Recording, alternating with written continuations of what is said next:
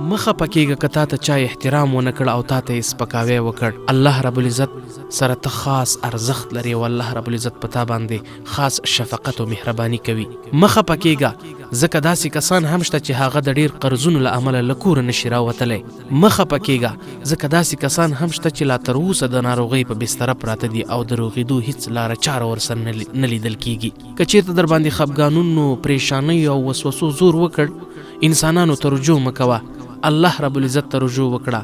هغه ذات ته رجوع وکړه چې تر اوسه ستا په دې بدن کې ساه ګرځوي، په هر حالات کې ستا نه ساتنه کوي او په هر حالات کې تا ته رزق درکوي، تا ته یخې ګرمې او په هر حالات کې تا ته هماغه شان ابو هوا برابروي. هیڅ ضرورت نه دی چې ما او ته دومره یو بهترین رب لرو او بیا هم ما او ته د عادي تشویشونو او عادي خفګانونو لپاره یو داسې چاته رجوع کوو چې هغه خپل الله رب العزت ته محتاج کس دی. نو هیڅ وخت داسې چاته رجوع مه کوئ چې هغه الله رب العزت ته محتاج وي. انسانانو ته رجوع مه کوئ، انسانان ستاسې تشویشونه نشي حلولی.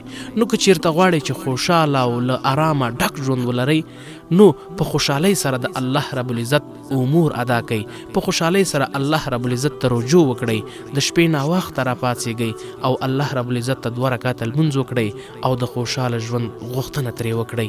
ضرور به مو په ژوند کې تغییر راځي، ضرور به مو ژوند تغییر مومي، ضرور به مو ژوند کې خوشحالۍ راځي. دا له اوس نه در سره یو درس واخله او بیا که چېرته په ژوند کې دې تغییر راغی نو له نورو ملګرو سره هم همدغه تجربه شریکه کړه.